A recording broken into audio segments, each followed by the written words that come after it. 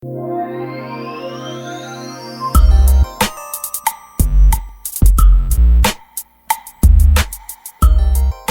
D&D fam, I'm Quick. And I'm Lee, and you're listening to Divas and Ducats. So what is a diva? I think divas get a bad rep, but to me, diva is all about the attitude.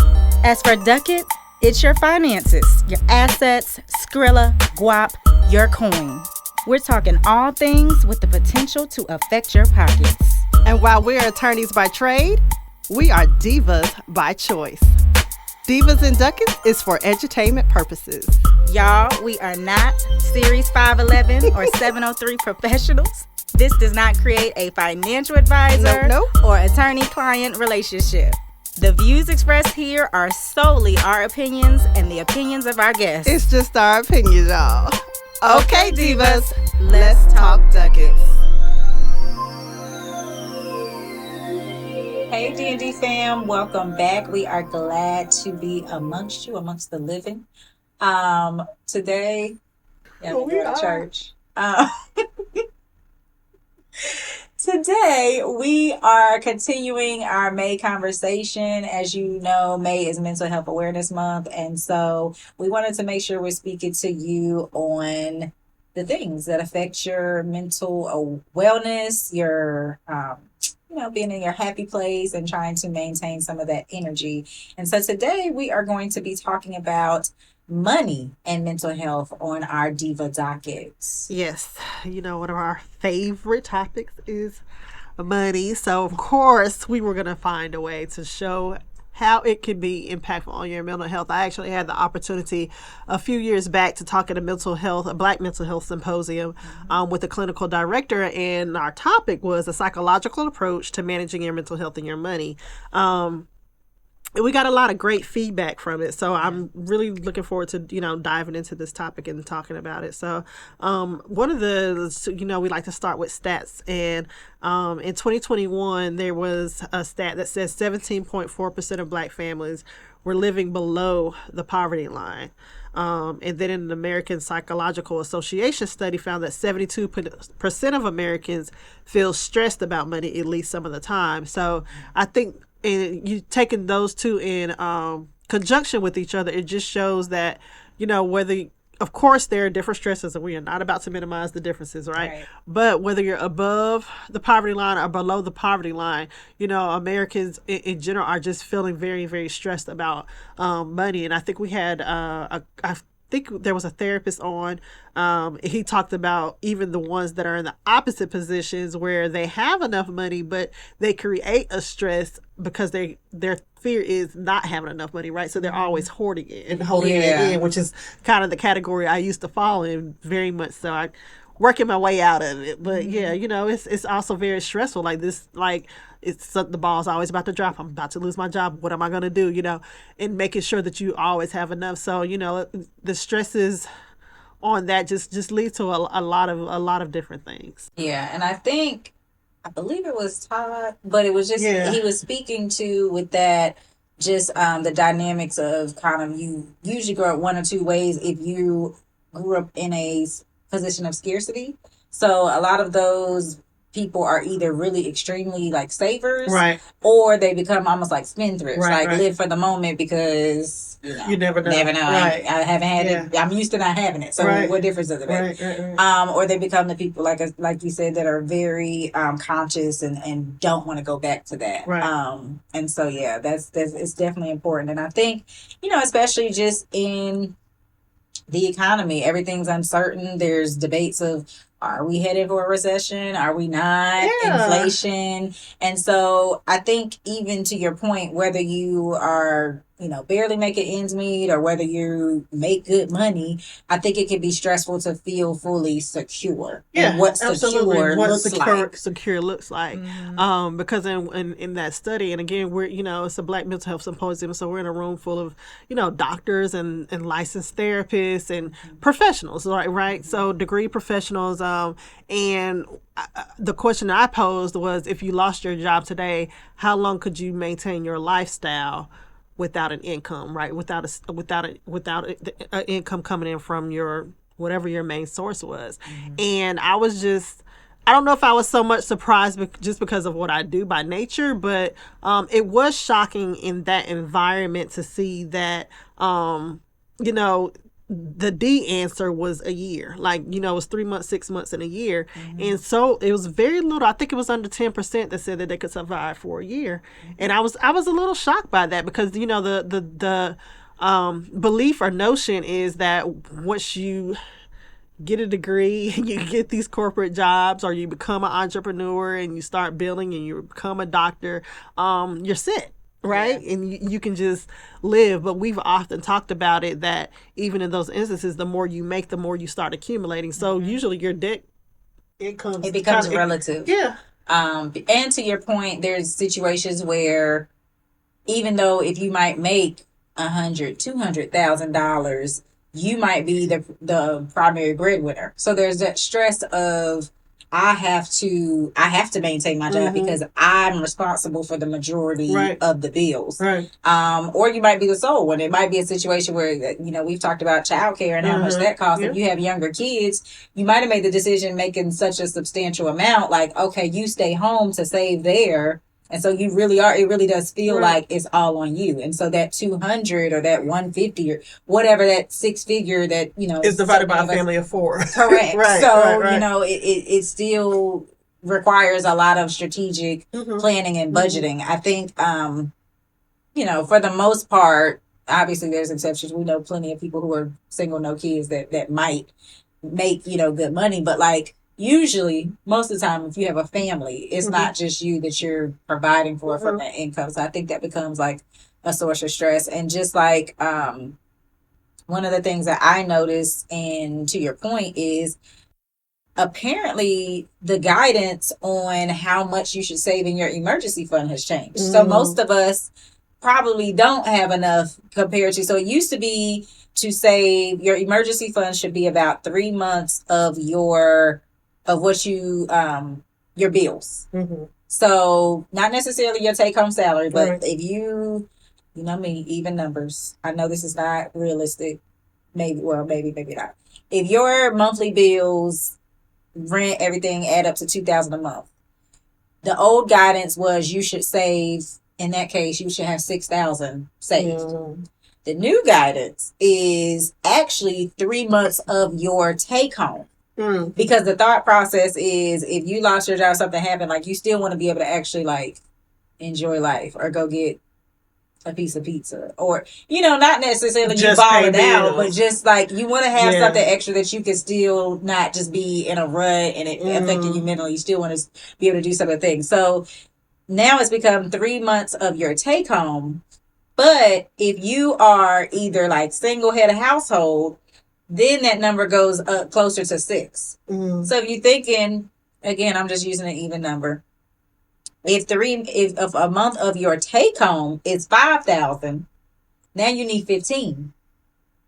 And before you might have thought, well, my two of my 5 is, right. So now I'm looking like a gap. So again, it's changed because I think some of it too is life has gotten more expensive. So the guidance from like the financial experts is that you should save even more. Yeah. So I think, when you think about that too, that can create a little anxiety of like, I'm not where I need to be. Anxiety for some of our listeners. I'm sorry. I mean, listen, when I heard it, I was like, I'm 6 months now. I'm behind. Yeah, I was out. I was like, ooh, I don't have 6 months of what you're telling me. Yeah. But, I think the thing from that I take is the next best day to start is today. So if you're not there, like, don't beat yourself up. I'm not at 6 months. I'm like, listen, that's not where we at. So you just build and chip away to try to get to that point. Obviously, savings is not an overnight thing. Right. People save, it's an emergency saving. So you're saving for the unknown. You don't really plan to necessarily need it. So as long as an emergency isn't here, you're still kind of, accumulating towards that. Right, towards that goal. Yeah, for sure. So let's talk about some of the stressors that come. I mean, obviously we talked about anxiety and depression, but like some of the stressors that come from mental health wise, from not being able to either be where you think you should be, right? Mm-hmm. Because obviously it's not a situation where you're anywhere close to the poverty line, but the idea of thinking, okay, this study says I should have this, and then you start thinking about, what if I lose my job? Could I survive 3 months? It still creates a stress, right? Regardless of where you are along that poverty threshold. So like, talk about some of the of course we're using clinical terms loosely because we are not licensed therapists. Right. But some of the mental factors that it can have, even if it's just like self-esteem, like how does anxiety kind of manifest in those ways? So really, I think certain things become cyclical, right? So if you're stressed, that can affect your sleep. A lot of times when you're anxious, your mind isn't resting, and so you're not sleeping well. And so if you're not sleeping well, when you are awake, you're not as sharp, you're not performing well. Right. And sleep is one of the things that, even fitness folks, everyone tells you, like, sleep is super important for every kind of goal, for your just mental acuity, for your health, for your fitness. And so that then lack of sleep and just the toll that it's taking on you, just kind of worrying and being in that space, can affect your health. Right. In terms of, stress is often associated with blood pressure. I know at least in the African American community, diabetes, is the thing. And so that is the way that I think physically some of that stress can manifest.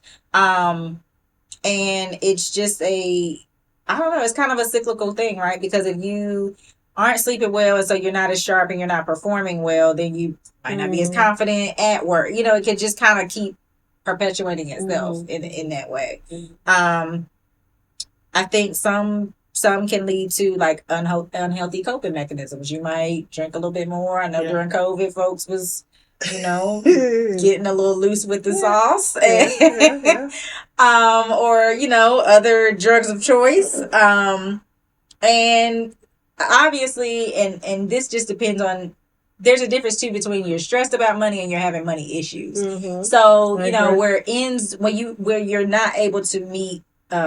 To make ends meet, one of the top, we say it all the time, within marital relationships, one of the top reasons for divorce is finances and disagreements about money. And so obviously if you're stressed, if there's just not enough money to go around, that also can manifest in, more frequent disagreements. Mm-hmm. Yeah. And I also think it's there's a different mental approach to the way some people approach money. Some people really truly do believe, and I'm going to say it's a belief because there are people that don't believe it. So I won't call it a fact or non-factor. I will say some people truly believe that money is endless, right? And they approach money like, if I lose it, I can make it back. And then there are people like me that's like, I don't even want to be in a position to lose it, right? So they move in very different ways. And I think that both of them could cause you stress, because I don't believe, like we talked about it before, high performing people usually deal with a lot of anxiety, right? Even though they know, if I need to, I can go out right now and make $2,000. I can go out and make $5,000. The process of however they're going to do that still causes them. Right. Like, but how am I getting there? Right. It still causes them a lot of angst and anxiety. And like you said, I think sometimes women particularly, because I don't know that men do this, like one of their ways of dealing with it is through stress eating. I don't know that men do that. They may. I guess I'm saying it because we talk about it, right? Like and as a woman, I've done it. Or it's the thing, it's stereotypical, right? When you're feeling some type of way, you get some ice cream, right? You get, comfort food, right? You get your comfort foods. So I don't know, like, eating wise, what they're how they do that or how it manifests. Like if they just play the PlayStation more, or because zone out, right? Yeah. How men manifest in that way. But like you said, that can also then lead to the blood pressure and the diabetes and the headaches, because now you're just eating to remove this one problem, is creating another problem, because physically your body can't handle what you're trying to digest. So I think when it comes to that, and of course we are not talking about if you're below the poverty level, there's just very little you can do. Right. There really is. There's just very little that you can do, and those stressors are going to come. The health issues are going to come. We kind of addressed that in our last episode with the mental health, because economic realities are real, right? But for others, I think that just the way that you kind of approach money my daddy used to always say, prepare for war in a time of peace. So, like you said, the best day to start preparing is today. If you haven't started, you haven't lost your job, right? There's another check coming, and you're doing good, and things are okay. So you can start preparing now. And a lot of times, kind of talked about this too, that it's shame when people feel like, well, you see that stat and you're like, well, dang, I don't have 3 months. How can I not be there? You can get there. Just, And that's actually more the norm if it makes you feel better. It is. I don't know if it was an Oprah episode, but it was something she was interviewing on. And she was just saying that, like, most Americans do not have a spare $1,000 for an emergency. So if you think about it, most folks... Many people, 3 months of your expenses is more than $1,000. Yeah. So, if you think about what's actually going on and what's actually the reality, you're not actually uncommon. Right. I understand, of course, and again, a lot of us, especially the high performance types, you want to make sure that you're at or above what most people are doing. I get that. I totally get it. Yeah. But if you're not, it's not that uncommon, and it's something that, to your point, like, you could approach it that this is not by any means an opportunity or an intent to shame. It is to inform so that we can know better and do better. That's the thought there. And like I said, we bring ourselves to the table. The new math, the math is not mathing over here. I don't have the 6 of what they are talking about. But I tell you what I will do. I will work towards it. That's all I can do. Absolutely. And that is all you can do. And I mean, it doesn't come in an instant like that. It's a long game. It's a long game. I'll just say that it's a long game. You have to be patient, and you have to give yourself grace. You have to be honest with yourself, right? You have to understand what are your financial habits. Some people, honestly, especially single people, they don't have to be accountable to anyone, right? Until usually they get in a relationship, and that's usually when you start facing whatever you're facing about your finances, because now somebody else is maybe not depending on you, but in some way in that aspect of that relationship, they know you they kind are of start relying to it's like, okay, we kind of mingling some things. So I think, and I think I said it on several episodes before, so again, I believe in being as transparent with you all as possible so that you all can feel more comfortable with the stuff that we're telling you. So for me, to your point about financial habits, I know that I am not a person who tends to keep their savings in the typical brick and mortar. Like, I always use that Kevin Hart joke where he was like, I got a checking and I got a savings. I don't need my checking and my savings to connect. Because in my mind, again, my habit, and I don't trust myself enough to think like, oh, you passed that. But in the past, that I would just move that money from savings and checkings and not worry about, oh, well, my budget says you got $1,000 for this and then you done. Don't pass go. I'm like, well, I have this over here, so I can just keep doing it. So I actually set up, and I'll include the link. There's a, I think it's called like Max or something, but essentially it moves your money between high interest checking accounts. It optimizes it so that your money is always in the highest checking account to make your money make money as possible. Right. And so for me, when I get paid, I pay myself first. So I had to develop the habit of, I'm going to move that percent over there and let it do what it does. Now, I could get that money if I needed to, but because it's not right in my face, I'm not thinking about it. It's out of sight, out of mind. And so I am an out of sight, out of mind saver. And there's nothing wrong with that, but you have to be honest with yourself to know that. Because there's plenty of people who just go put their money at Wells Fargo or Bank of America or wherever, and it's cool. They're very disciplined and not touch it. That was not my truth, and I had to be honest and okay about that. Yeah.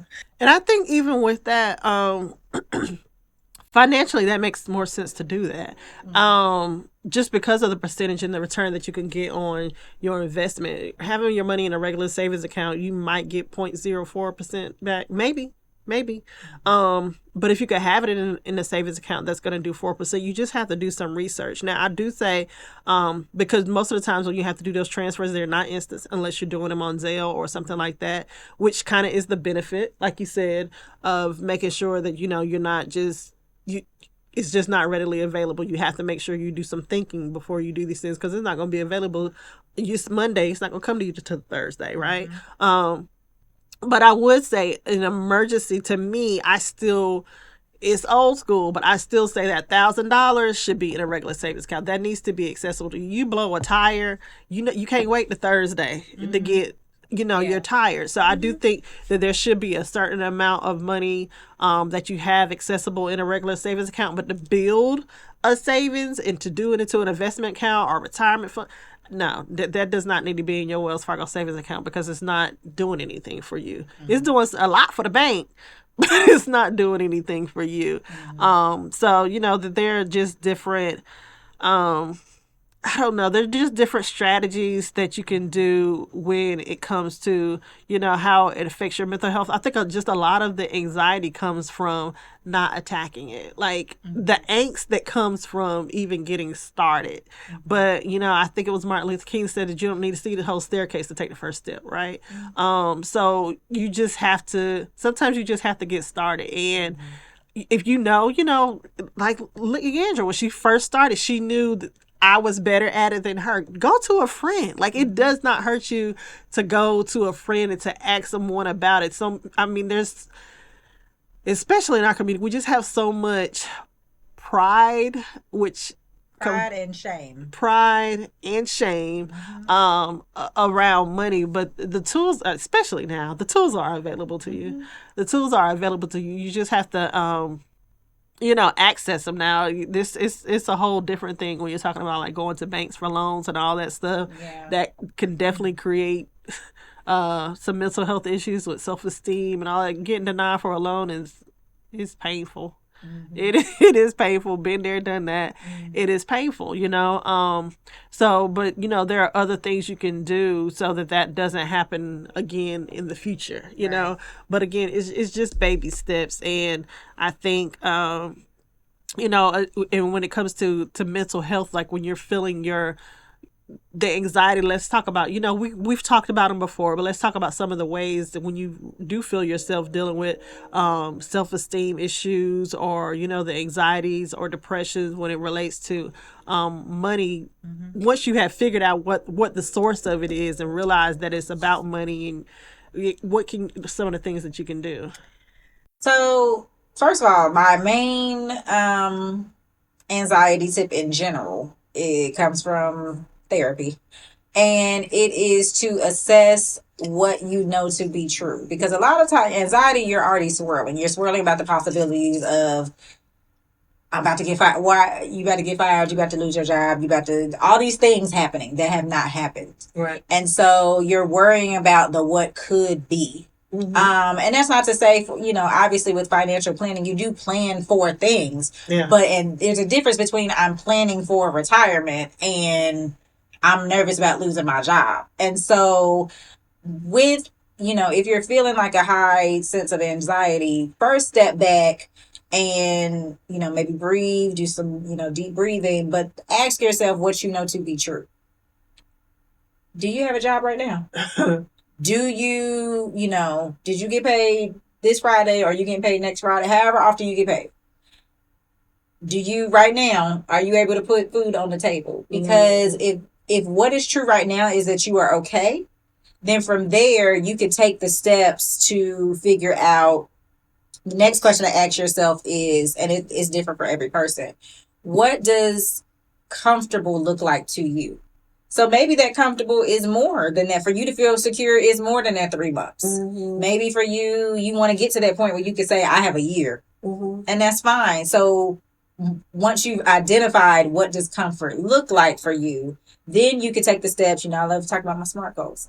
You could take the steps to have those like monthly kind of what baby steps can I take to get to the place of comfort? Because the goal is to assess like what the actual quote issue is or worry is, where you are actually in comparison to it. And then if there's somewhere you want to get or a goal to be made, make a little steps to make it manageable. So that's good. That's good tips. I think for the mental health aspect of it, in that symposium that she talked about, she mentioned grounding. We talked about it probably about 2 years ago, I think, before we were on YouTube. But grounding is basically it's like a physical touch thing, right? Some people literally take their shoes off and go touch grass. They ground themselves to something, to the ground, basically, like. And it uses a counting mechanism of counting, saying like it's taking your mind out of what you're spiraling about and literally feeling what's around you. What am I seeing? What do I smell? What do I touch? How does this making me feel? And, I don't know, I guess something in us and something in the earth, it really does connect. Like I walk around barefoot all the time. It annoys people. I'm a country girl. I'll walk on grass in a minute. And it really does feel calming. Like, and it might not necessarily be grass. Some people might have grass allergies, Yeah. But even like, when you do yoga, that's what they tell you to take off your shoes, So it's a lot of, I think grounding definitely works. Counting works with breathing mechanisms. Meditation really is impactful. A lot of people, it might take you time to do it. For those that are Peloton users, they have a whole meditation thing, and you can start with 5 minutes, increase up to 30 minutes. I ain't at that 30-minute level. Yeah. That's about 15 minutes. My mind, right, I'm back distracted. But, in that minute, just like talking through it and breathing through it, it really does help you. Like if you're really angry and you breathe correctly, like you can't help but stay that angry. You cannot like it's physically impossible to stay that angry, just from breathing, right? Just from breathing. So, those are some things that you could do that are absolutely free, to help you with, in that instant, in that moment, to help you kind of reel it back and really. Yeah. And I would say, to me, grounding kind of has the same effect as like. So there's this feeling when I go on vacation that I have on every trip, and I try to bottle it up and bring it back with me. And sure enough, within 2 weeks of being back in the hustle and bustle, it's like, oh. But when you're like on vacation and you're on the beach and you hear the ocean in front of you and you just got your little drink and you have to be nowhere. You are just there. You start to realize when you kind of go away from your norm, like to this, whatever this beautiful place is, a lot of the stuff that we worry about, the coulda, wouldas, is really not that important. What is important is like you have your health, that you have your life, that you have people who love you. Like you really, I think on vacation, you build that in and you get to a kind of place of like, not to be cliche, but you get to like a zen within you. And then you come back into life and it pounds all of these... things that are pulling at you that kind of increases that, brings it back. And so for me, I can say that grounding kind of gives me a little piece of that, like a little piece of like, girl, the thing that you're worrying about, it's not even going to happen. Yeah. But even, you know what I mean? Like, again, to that thing of like, but if this is bothering you so much, what will make you feel better? You know what I mean? And kind of get into that place of like, okay, this is manageable, and I'm gonna take this one step. And so yeah, I think for me it at least kind of it's cheaper than a vacation. It is cheaper than a vacation, and it may also make me think when you're saying like getting outside of your normal environment where you're feeling stressed, a car ride will do wonders. There's a reason that babies go to sleep on a car ride, like it's very relaxing, just like not that you have a place to go to, like sometimes just get in your car, ask for a break for an hour. If you're if you have it, there's a lot of single parents out here that can't do that and they have younger kids. I get it.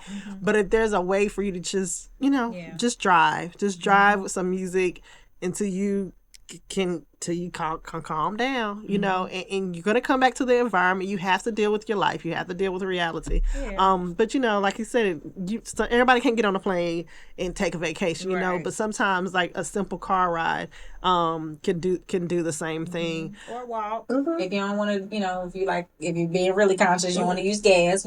A long walk. Yeah. Get on that greenway. Yeah.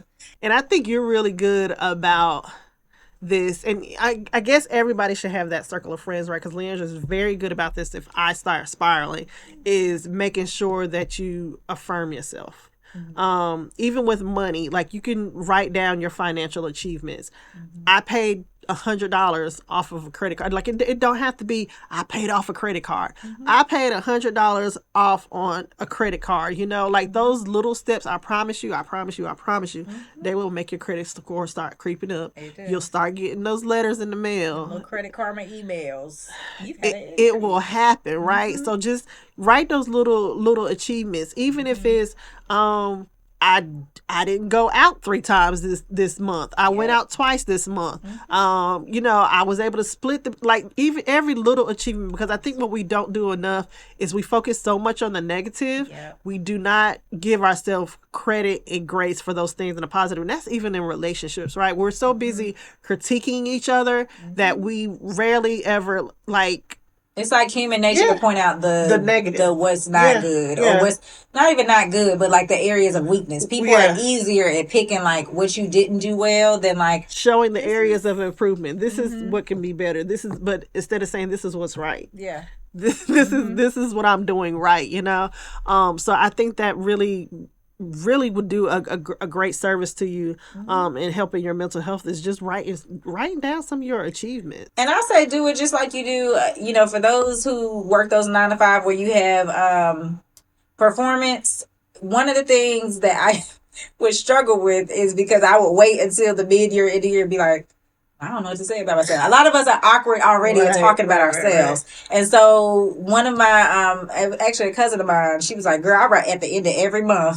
January, this is what I did. February, this is what I did. And so you can do the same thing, even if it's in your phone. Like I know iPhone has like the little notes app. Even if you just put in there that you can look back on, you know, January, these are the financial like steps I made.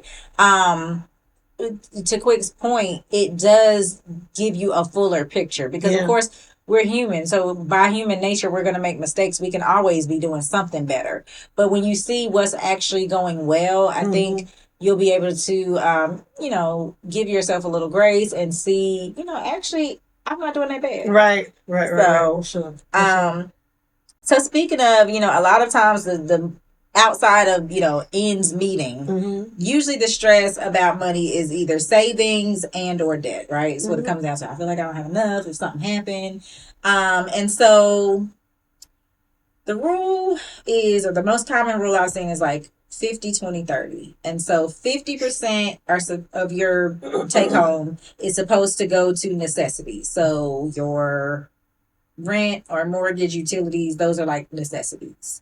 Food. 30% is supposed to go to discretionary. So I suppose that's like your gym membership. That's kind of discretionary. You don't necessarily have to have a dining out. Right. And then 20% is supposed to go to savings. So if you are not at the point, because again, we know this inflation, it's a lot happening. And the wages is not keeping up. The math isn't mathing. We understand that. So if you're at a point of just starting again, the whole point is that you start. If you have it, and I think we talked in the credit and debt episode a couple months back. If you have gone through your statement and found any extra money, start with 10%, because maybe 20% is gonna feel like too much at first. It's gonna feel like a big chunk. Take 10% of your take home of that what you got, and put that in savings, and then incrementally move it up, just like you would like maybe your 401k. Maybe move it to 12. Once you are used to that 10, after about 3-4 months, push it up to 12. After about 3-4 months, push it up to 15. You will get to that 20 because you'll slowly get used to seeing your normal take home will feel It'll feel normal. Mm-hmm. So that's true. If you have it, again, because we know, those who are just truly, I don't have it. Listen, I'm stretched. I get it. Mm-hmm. But if you found that extra whatever after going through your statement and looking at what you really bought, that's where you can kind of make some of those changes. Right. And I just go back to, I mean, we keep stressing, of course we know that there are people that are truly maxed out, right? Yeah. But I keep going back to that stat that is 17% below the poverty level. That means it's 80-something% above, right? Mm-hmm. And still, we still know above poverty threshold doesn't mean, it don't mean you have it. Mm-hmm. It does not mean that you have it. But just in looking at that percentage, I do believe that there are more people that have some kind of leeway than people that don't, right? So I just think, even the discretionary funds, to me, when you said 30%, I'm like, if you're stressing out about money, to me, even 30% is a little high. But I'm all... We know. High. First of all, we know Quick would save 60% of her check. For those who identify with me, who have to trick yourself into saving, I get it. You are not there. Maybe you'll get there. But today, do your 10%. Because Quick over there saving half her check. I mean, and I still have anxiety. And ain't nothing wrong with it. I'm just saying. I still have anxiousness. For those of you who are not there. Get your 10%, like they tell you to do in church, which I'm still looking for that Bible verse, but I'm not going to get into it right now. I mean, I do believe in giving back to the Lord. I'm just saying, I would like somebody to show me where that verse is. That's all. Go ahead. Dead. Yes, dead. So, I think that's a great way to start out savings. And I don't know. I just feel like you should really. That is it's a monthly thing, right? You just have to do tracking, and it really will. If you watch the steps, and take the steps, it really does help with your mental health. Because there's a sense of pride, there's a sense of ownership, there's a sense of control, because so many people feel out of control, like they don't know what's happening to their money, right? Mm-hmm. Tell your money what to do. We say that all the time. Tell your money what to do. And then when you start doing that, you have this sense of pride, like, I did this. I'm the one who's creating, basically this wealth, because you are creating some kind of wealth pool by paying off your credit cards, by stacking up in your savings account, regardless of how small it starts out. The fact that it will add up. It's math. Mm-hmm. It's math. It adds up, right? And it knocks down. Like that's what just happens. So you do feel this sense of pride. It just comes. So that's all I can keep. I will keep saying is just start. And that's why, we went over again. Please go back to the credit and debt episode where we really went through it. Mm-hmm. But that is why both of us prefer the snowball effect to paying off debt as opposed to the avalanche, because you get that. We're human. We like gratification. And so I'm going to tell you now, I had my lowest card at the time. It's just stupid. It was I needed a computer, so it wasn't stupid. But so my lowest credit card debt when I was going through doing my snowball was $800, and it was Best Buy because need a computer, whatever. And when I tell you, I went through, like I said, I did the things that I'm telling y'all to do. Went through, found my extra money, and I was like, all right, I could put probably about $200-300 extra over the minimum. So within, I'll say it was 2.5 months, because I did every time I got paid, I just put the 3 on there and I owed 8. So within a month and a half, I had paid Best Buy their money, Kick Rocks, and it was just it was one of those things. It feels like when you get a gold sticker when you're a kid. It feels like that. And so when you, again, start with the lowest credit card you have, because, again, if you have, most of us, let's be honest, we got more than one credit card. Mm-hmm. So if you got a credit card that's $800 and then you got another one that's $5,000, it's going to be a lot easier and quicker for you to get that feeling of accomplishment if you hit the one that's $800. The only caveat I say is, in my case, the $800 was a Best Buy. Mm-hmm. I would say if you have something extra and one of your other cards is like a Visa, something that you could use anywhere if something were to go down, definitely, obviously you may not be able to snowball it, but if you have any extra, like clear up some of that limit so that you have some room on that. Yeah, for sure.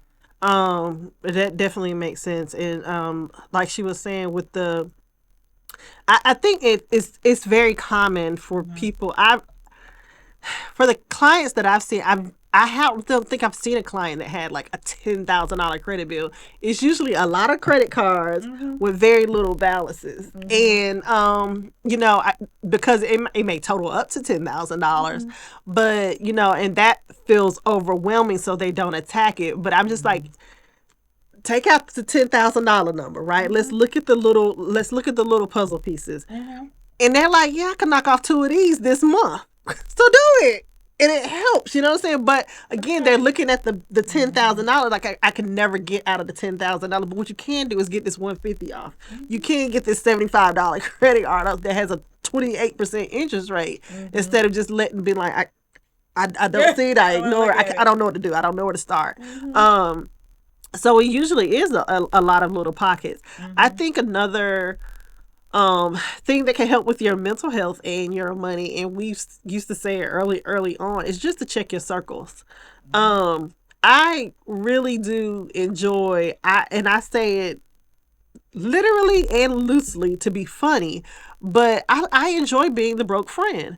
Like, I have changed my circles. In my close circles, I really do feel like I'm the broke friend. And the reason I will say that I enjoy it, not necessarily monetarily, because I'm a saver, right? So sure, but income wise, I am the broke friend.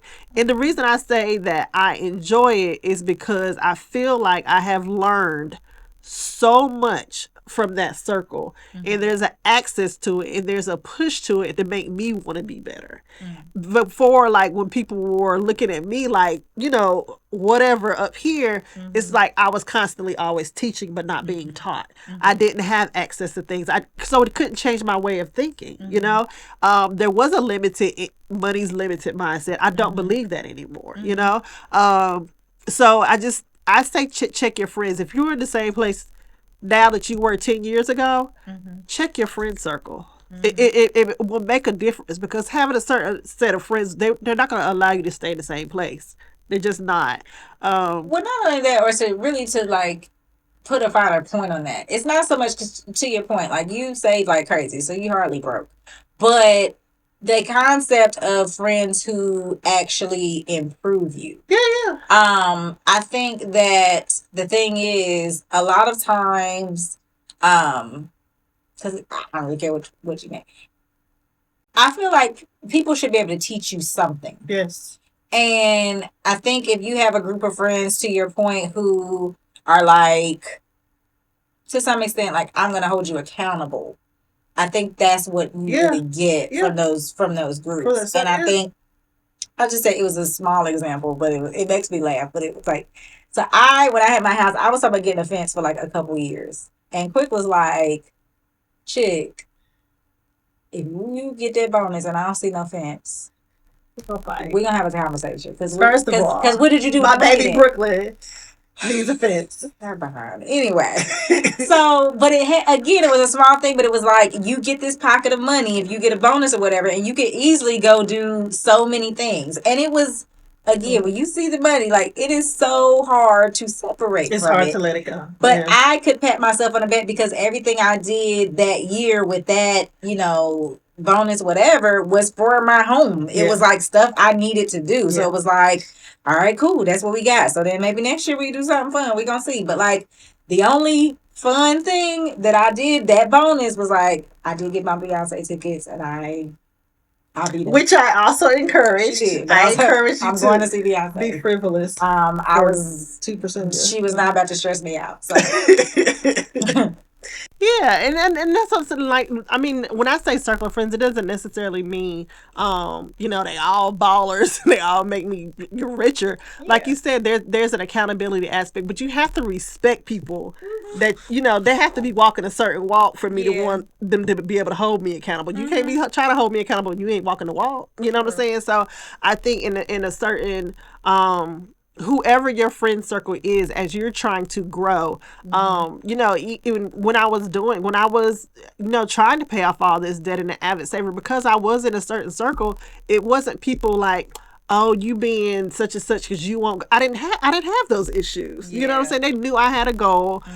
Cheering me on, get to your goal, like, you know what I'm saying? But if you're in a certain circle, especially if people depending on you to be the one to always go out and ball and shell out and buy drinks, they're gonna be the one mad when you decide I'm about to start paying off debt. And to your point, those friends, regardless of what they make, if they see that you like, listen, I got some debt, I'm trying to knock that out this year, even if they aren't in the position to necessarily help you, or they're not as financially savvy, they'll do little things that help towards your goal. Right. And so, like, for example, if I know my friend is like, well, she ain't going out, whatever. All right, well, I'm gonna bring a bottle of wine over. We could just be at the house and, pop off or whatever. Like, they'll still do things to support that, because it's like, all right, well, girl, we ain't got to go out and spend $50 on drinks. I'll come over, maybe we'll cook or something and still enjoy each other's company. And they will definitely find ways. They just find ways to help you meet your goals in ways that you might not have thought about. And I think that's just very important, because you only know what you know. True. Right. And you don't know what you don't know. And you don't know what you don't know. So, having that exposure to people, that are either where you're trying to go, or, that just have access. It makes a huge difference, and I think you could do that whether you're making $30,000 or whether you're making $300,000. Oh, for sure. You can have access to different types of people by putting yourself in different environments. We've talked about it before. Some of that could come from volunteering. It's just trying to meet those people. So I think that would be another big thing. Yeah. The other thing I would just speak to, because I don't know that we spoke to it in the credit and debt episode, but if you're like anxious about debt, and what happened is you'll get all these letters from all these people saying you can get a small loan, or you can do this, or you can do that. Only consolidate if it makes sense. So, you consolidate, maybe you get a small loan and maybe you aren't that person who the 10,000 makes you anxious. Maybe you're like, instead of having this, and this, just put it together and I'll pay one payment. It's not having it, yeah. So, and that's fine, but only do so if that interest rate is lower than what you got going on over here. Separate. It doesn't make sense to... Otherwise, you're robbing Peter to pay Paul. Right. It's like, okay, we gave you this money, but now you owe us more. So definitely look at the terms of something before you do it, because if the interest rate is not lower, you're spending more money to do that. See if there's a penalty for paying it off early. That part. All these things. So there are definitely things you need to look at before you go into debt consolidation. So, anything else? The only other mental tip I would have is like, I know it's not a fun topic, but try to make it fun in terms of your anxiety. So like, make it a game. What are creative things we could do for less? If you're worried about spending money or you need to cut back, flip the perspective. Because a lot of times it's like, what can't I do? But it's like, what can I do? Yeah. There's a lot on really in any city. Like if you look at Eventbrite, there are some things that are actually free that you can look into and do those things. And so use the money that you would normally use going out and save towards, your other goals, whether it's to save or got debt or whatever you got going on. Cut where you can. I know, especially a lot of the parents or whatever, get that carpool popping. Same thing with the money game. If you make it a game, to your point about paying things off or saving, that incremental thing, like if you shift your mindset a little bit, it can make you feel better about money. And I think you just take a step back, breathe, and then kind of formulate a little plan to make you. Well, that's good. Well, we hope we have given you some great tips of it, and like you said, we always bring ourselves to the table. We are not exempt from anxiety and all these mental issues surrounding money. Not at all. So, know that you are in good company. This is not an isolated issue towards you. I think a lot of times in depression, that's what it feels like, right? I'm the only one going through this. Know that you're not in an isolated situation when it comes to money and stress. 72% of Americans feel just like you do. So just know that you're not in an isolated situation. And if you can somehow take baby steps, just really sit down at a table, be willing to assess, willing to face the truth about your habits, your financial habits, and just, take those first steps. I promise you that things will change and they will get brighter and better. Amen. All right, y'all. When we have our Dear Diva segment, we're having a couple more. I got a couple of things percolating. It is divaadvice@gmail.com. That is divaadvice@gmail.com. We are on all the things. Make sure you subscribe below if you're watching us. But we are also on Facebook and Instagram, Divas and Ducats. Our website, www.divasandducats.com. So you all take care of yourself and your mental health. And in the meantime, in between time, have a great attitude. Bye.